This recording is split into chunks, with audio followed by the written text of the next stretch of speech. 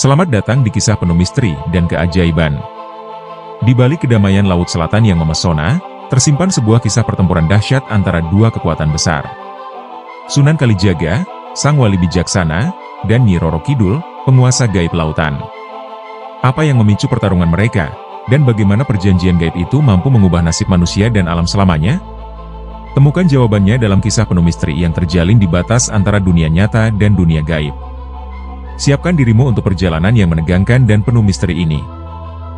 Tekan tombol subscribe dan aktifkan notifikasi untuk mendapatkan pembaruan terbaru.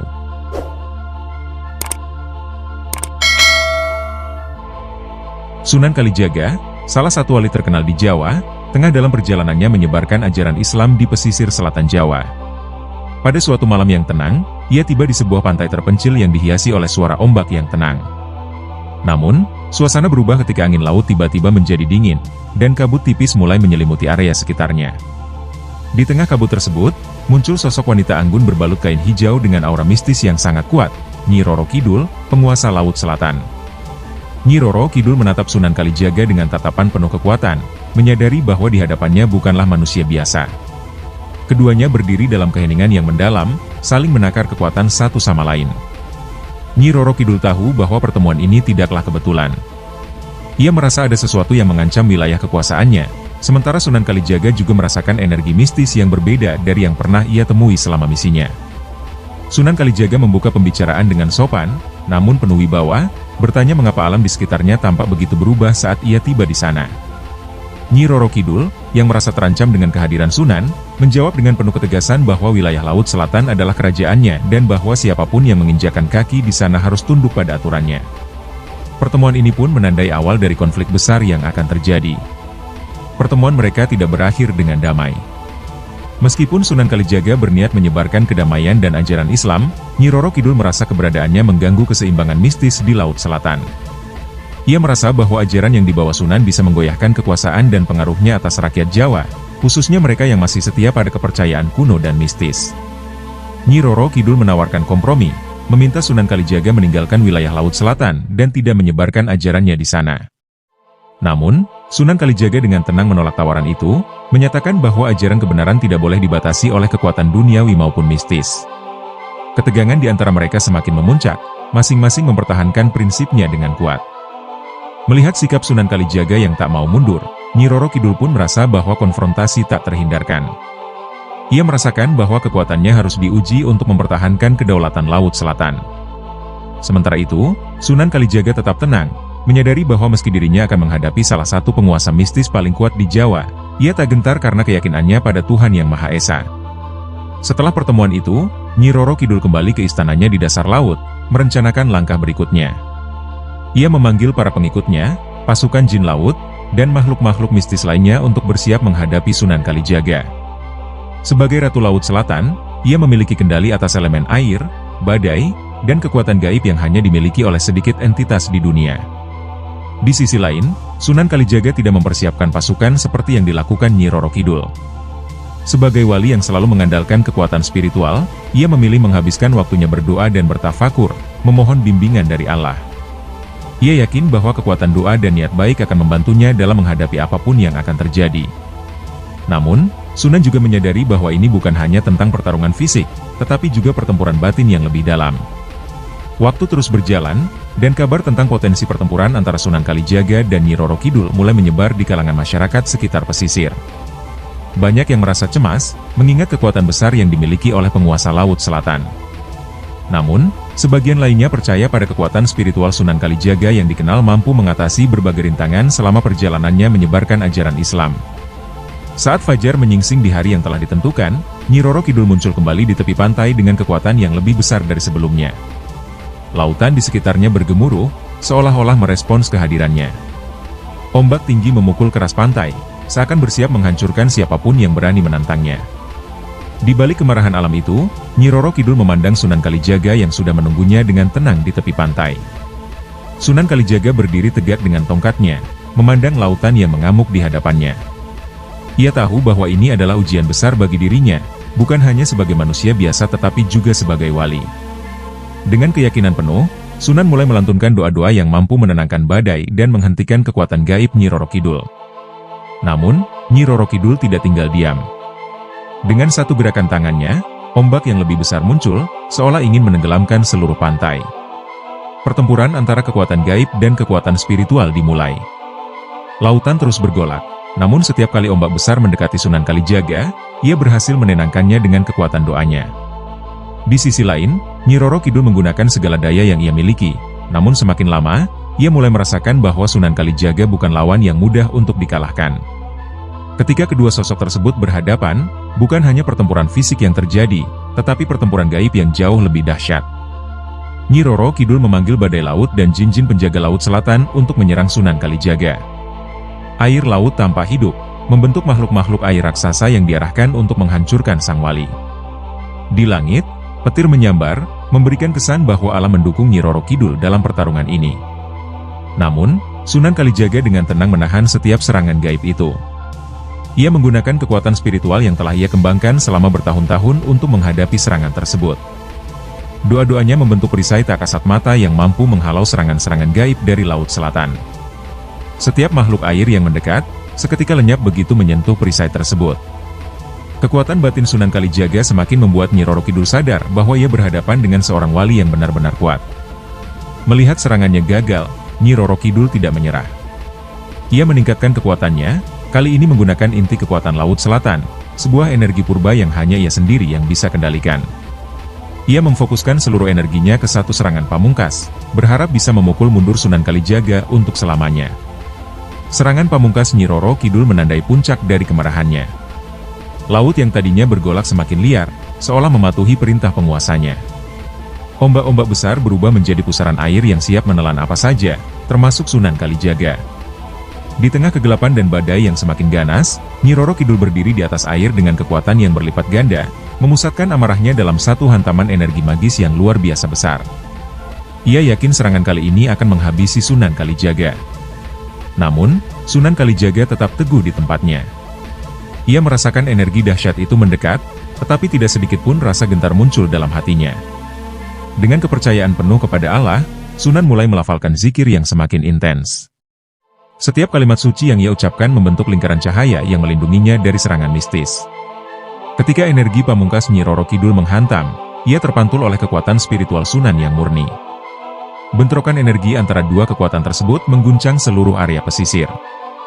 Menyadari serangannya tidak membuahkan hasil, Nyi Roro Kidul semakin frustrasi. Meski telah menggunakan sebagian besar kekuatannya, Sunan Kalijaga tetap berdiri kokoh. Laut yang ia kendalikan tidak mampu menaklukkan wali tersebut. Namun, dalam hati Nyi Roro Kidul, ia tidak ingin menyerah begitu saja. Pertarungan ini tidak hanya soal kekuasaan Laut Selatan, tetapi juga tentang harga diri sebagai penguasa alam gaib. Dengan rasa marah yang semakin membara, Nyi Roro Kidul memutuskan untuk memanggil kekuatan-kekuatan yang lebih dalam dari Laut Selatan, kekuatan-kekuatan yang jarang ia gunakan. Ia mulai mengerahkan kekuatan inti dari dasar samudra, meminta bantuan dari roh-roh purba yang bersemayam di bawah permukaan laut. Dengan sebuah mantra kuno, ia mengundang energi Laut Selatan yang telah ada sejak zaman dahulu kala untuk bergabung dalam pertempuran ini. Gelombang energi mistis baru muncul dari dasar laut. Air laut yang tenang mulai menyala dengan kilauan hijau, seolah-olah ada kehidupan lain yang bangkit dari dalam kegelapan. Makhluk-makhluk mistis mulai bermunculan, siap mengikuti perintah Nyi Roro Kidul. Dengan penuh keyakinan, Sang Ratu Laut Selatan mengarahkan serangan baru ini ke Sunan Kalijaga. Kali ini, serangan lebih terkoordinasi, lebih kuat, dan penuh dengan energi kuno yang belum pernah ia gunakan sebelumnya. Sunan Kalijaga, yang tetap bertahan dengan kekuatan spiritualnya, merasakan perbedaan dari serangan kali ini. Kekuatan yang dihadapinya jauh lebih besar dan lebih berbahaya. Namun, ia tetap tidak goyah. Dengan penuh khusyuk, ia meningkatkan zikirnya, memanggil perlindungan ilahi. Cahaya yang mengelilinginya semakin terang, melindungi dirinya dari serangan roh-roh purba tersebut. Pertarungan menjadi semakin sengit, masing-masing pihak mengerahkan segala kekuatan yang mereka miliki. Meski bertahan dengan kekuatan doanya, Sunan Kalijaga menyadari bahwa untuk menghentikan Nyi Roro Kidul, ia harus mengambil langkah lebih dari sekadar bertahan. Kali ini, Sunan memutuskan untuk melakukan serangan balik, bukan dengan kekerasan, tetapi dengan kekuatan spiritual yang lebih tinggi. Ia melantunkan doa-doa yang lebih dalam, memohon perlindungan dan kekuatan dari Tuhan untuk menghentikan amarah Nyi Roro Kidul dan mengembalikan ketenangan di Laut Selatan. Ketika doa-doa Sunan Kalijaga semakin kuat, angin badai yang awalnya mengamuk perlahan mulai mereda. Ombak yang tadi ganas berubah menjadi tenang, dan makhluk-makhluk mistis yang dipanggil Nyi Roro Kidul mulai mundur. Energi spiritual dari Sunan Kalijaga yang penuh dengan ketenangan dan kedamaian perlahan meresap ke alam sekitarnya. Nyi Roro Kidul yang semula penuh amarah kini mulai merasakan sesuatu yang aneh. Kekuatannya yang selama ini tak tertandingi mulai melemah di hadapan ketulusan dan keimanan sang wali. Namun, Nyi Roro Kidul belum menyerah. Meskipun tanda-tanda kekalahan mulai tampak, ia masih memiliki harga diri sebagai penguasa Laut Selatan. Dengan sisa kekuatannya, ia kembali menyerang Sunan Kalijaga, kali ini dengan keputusasaan.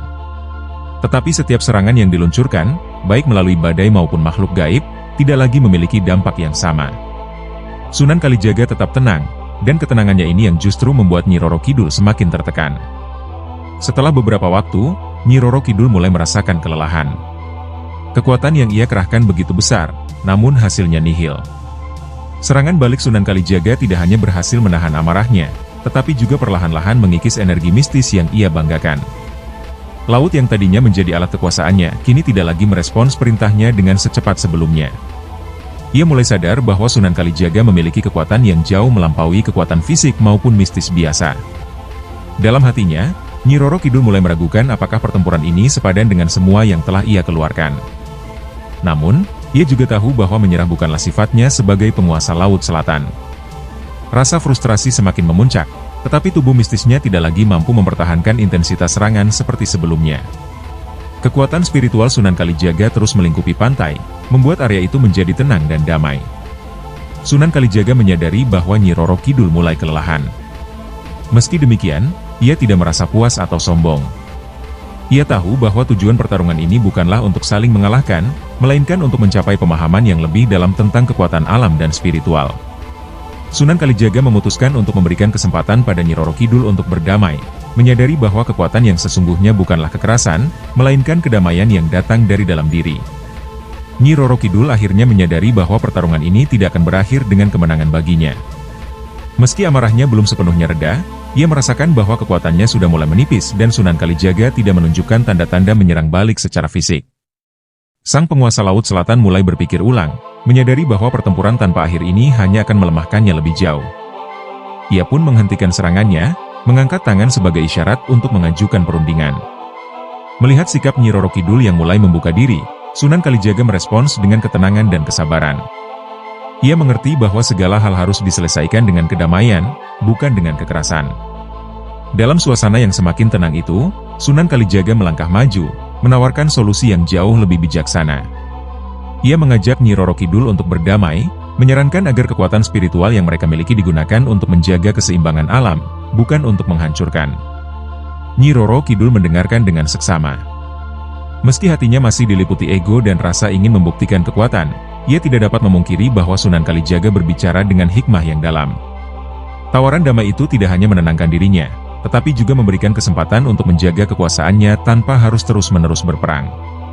Akhirnya, Nyi Roro Kidul setuju untuk membicarakan syarat-syarat perjanjian yang akan menjaga hubungan baik antara mereka. Setelah badai mereda dan laut kembali tenang, Sunan Kalijaga dan Nyi Roro Kidul duduk bersama untuk merumuskan persyaratan perdamaian.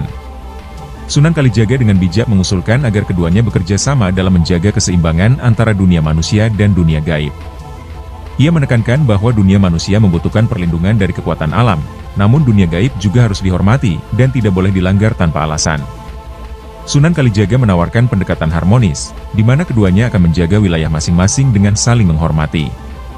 Nyi Roro Kidul mendengarkan dengan penuh perhatian. Sebagai penguasa Laut Selatan, ia memiliki tanggung jawab besar untuk menjaga kerajaannya. Ia setuju dengan gagasan Sunan Kalijaga, namun memberikan syarat bahwa manusia harus menghormati batas-batas wilayah laut yang menjadi kekuasaannya. Tidak boleh ada manusia yang mengganggu atau merusak alam Laut Selatan, dan jika batas ini dilanggar, Nyi Roro Kidul berhak mengambil tindakan sesuai dengan hukum alam gaib. Sunan Kalijaga setuju dengan persyaratan tersebut. Ia mengerti pentingnya menjaga keseimbangan alam dan berjanji bahwa ia akan menyampaikan kepada para pemimpin dan rakyat agar selalu menghormati Laut Selatan. Sebagai gantinya, Nyi Roro Kidul tidak akan lagi mencampuri urusan dunia manusia, kecuali jika manusia sendiri melanggar perjanjian tersebut. Dengan kesepakatan ini, perjanjian antara keduanya mulai terbentuk, menciptakan landasan bagi hubungan yang damai dan harmonis. Setelah kesepakatan tercapai, Nyi Roro Kidul memanggil roh-roh Laut Selatan sebagai saksi perjanjian tersebut. Dengan upacara sakral, ia mengucapkan sumpah yang mengikat kekuatan gaibnya untuk mematuhi perjanjian dengan Sunan Kalijaga. Dalam sumpah itu, Nyi Roro Kidul berjanji untuk tidak mengganggu manusia selama mereka menghormati batas-batas Laut Selatan. Namun, jika ada yang melanggar sumpah tersebut, ia berhak menggunakan kekuatannya untuk menjaga keseimbangan alam. Sunan Kalijaga juga mengucapkan sumpah di hadapan Tuhan, memastikan bahwa perjanjian ini akan dihormati oleh umat manusia. Ia bersumpah untuk terus menyebarkan ajaran Islam yang damai dan mengingatkan manusia agar tidak serakah dalam memanfaatkan kekayaan laut. Sunan Kalijaga juga menegaskan bahwa kekuatan spiritual harus digunakan untuk melindungi, bukan untuk menghancurkan. Dengan penuh rasa hormat, ia menyampaikan bahwa setiap makhluk, baik manusia maupun gaib, harus hidup berdampingan dengan damai. Setelah kedua belah pihak mengucapkan sumpah mereka, suasana di sekitar Laut Selatan berubah menjadi lebih tenang dan damai.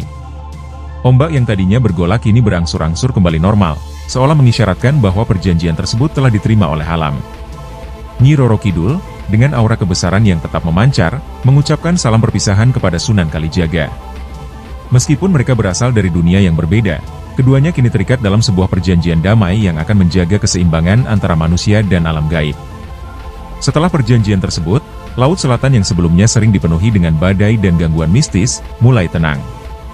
Masyarakat pesisir mulai merasakan perubahan yang signifikan. Tidak ada lagi cerita tentang kapal-kapal yang hilang secara misterius atau nelayan yang lenyap di tengah laut.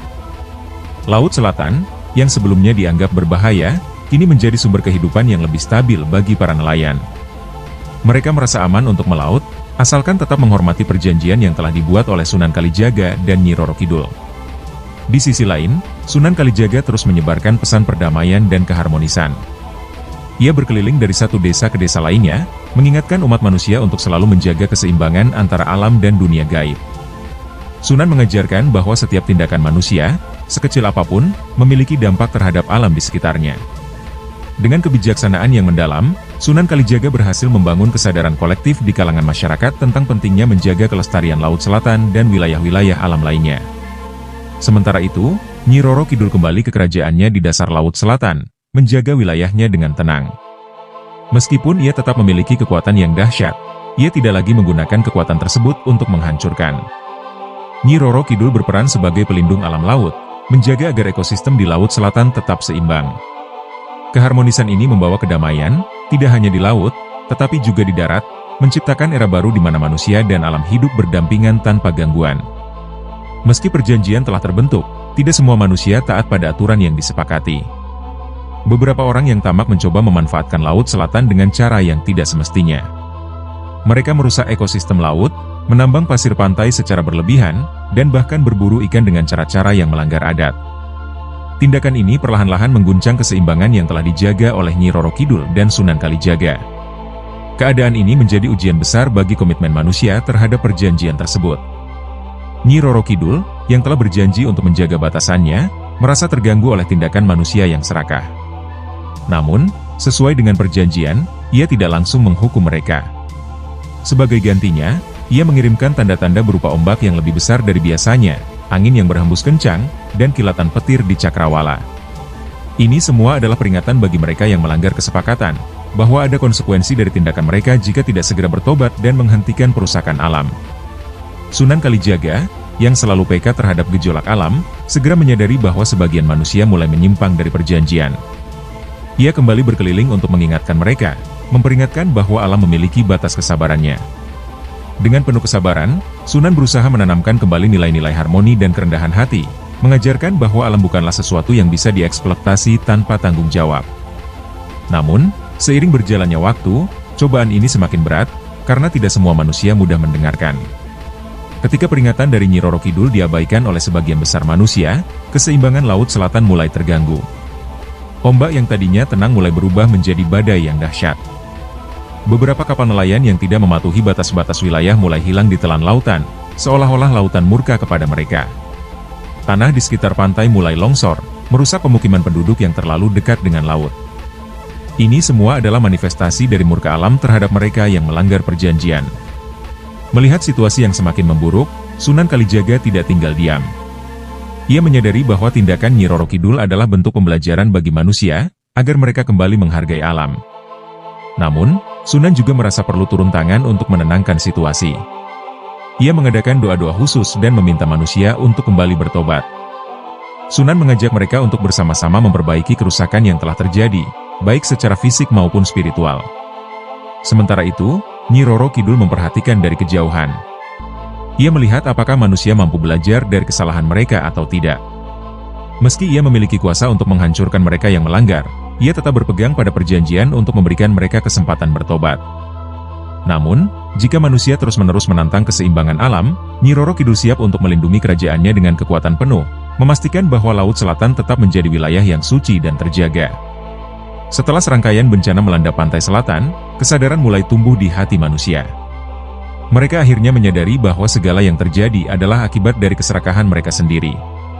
Para nelayan dan penduduk pesisir mulai berhenti merusak lingkungan dan perlahan-lahan memperbaiki alam yang telah mereka rusak.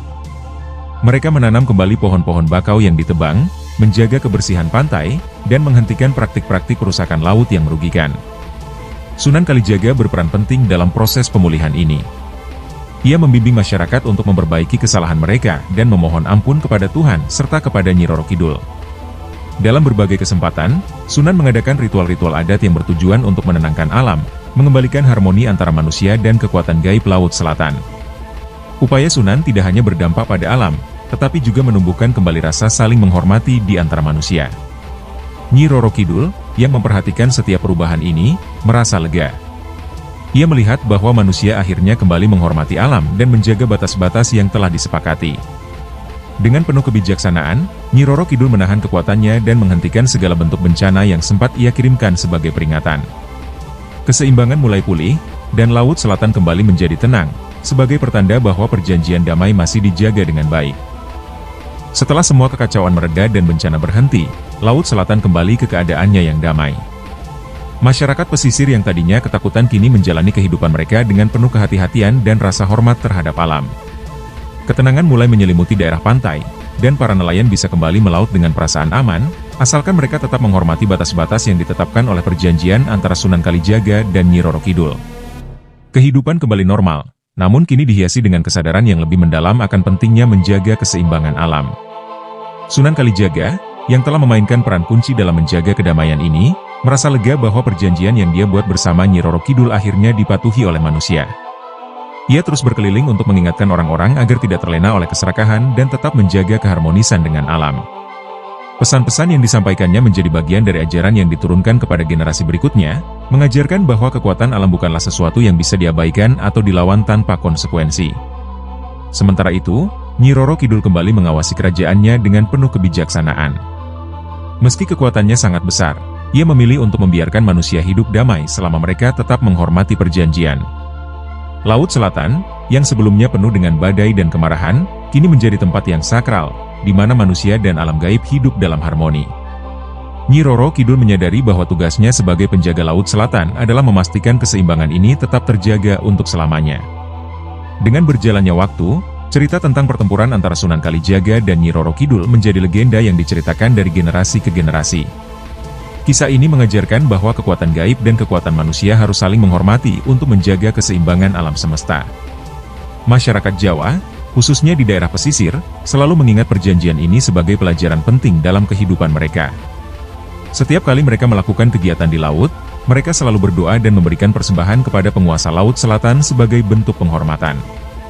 Kebijaksanaan Sunan Kalijaga yang penuh dengan kesabaran dan kedamaian menjadi inspirasi bagi banyak orang. Ia bukan hanya seorang wali yang membawa ajaran agama, tetapi juga seorang tokoh yang memperjuangkan harmoni antara manusia dan alam. Ajaran-ajarannya tentang pentingnya menjaga keseimbangan antara dunia fisik dan dunia spiritual kini menjadi bagian dari kearifan lokal yang terus dipelihara oleh masyarakat Jawa. Sunan Kalijaga tetap dihormati sebagai sosok yang bijak dan visioner dalam menjaga keharmonisan tersebut. Di sisi lain, Nyi Roro Kidul tetap dihormati sebagai penguasa gaib yang melindungi Laut Selatan. Walau ia dikenal memiliki kekuatan yang menakutkan, orang-orang kini memahami bahwa kekuatannya hanya digunakan untuk melindungi wilayah laut dan menjaga keseimbangan. Dengan perjanjian yang terus dihormati, Nyi Roro Kidul tak lagi perlu mengeluarkan kekuatannya untuk menghukum manusia, namun selalu waspada jika ada yang berani melanggar aturan yang telah disepakati. Generasi yang hidup setelah perjanjian antara Sunan Kalijaga dan Nyi Roro Kidul meneruskan nilai-nilai kearifan yang diwariskan oleh para leluhur mereka. Setiap tahun, masyarakat pesisir Jawa mengadakan upacara khusus di tepi Laut Selatan untuk menghormati Nyi Roro Kidul dan berterima kasih atas kedamaian yang mereka nikmati. Upacara ini bukan hanya bentuk penghormatan, tetapi juga pengingat bagi semua orang bahwa alam harus selalu dihargai dan dilindungi, serta bahwa perjanjian gaib ini bukan sekadar mitos, melainkan kenyataan yang hidup dalam kehidupan sehari-hari. Di tempat lain, Sunan Kalijaga dikenang sebagai salah satu tokoh besar yang membawa perubahan spiritual dan sosial dalam kehidupan masyarakat Jawa. Ajarannya tetap hidup di tengah masyarakat, menyatu dalam adat, budaya, dan agama yang dipraktikkan oleh berbagai kalangan. Banyak yang melihat Sunan Kalijaga sebagai perwujudan harmoni antara agama dan budaya, antara manusia dan alam. Kebijaksanaannya terus menjadi teladan bagi para pemimpin dan masyarakat umum. Dengan menjaga warisan perjanjian tersebut, manusia dan alam gaib terus hidup berdampingan dengan damai. Laut Selatan tetap menjadi wilayah yang sakral, dihormati oleh manusia dan dijaga oleh Nyi Roro Kidul. Keharmonisan ini menjadi simbol abadi bahwa perdamaian dan keseimbangan hanya bisa tercapai melalui saling pengertian, penghormatan, dan kerjasama yang baik.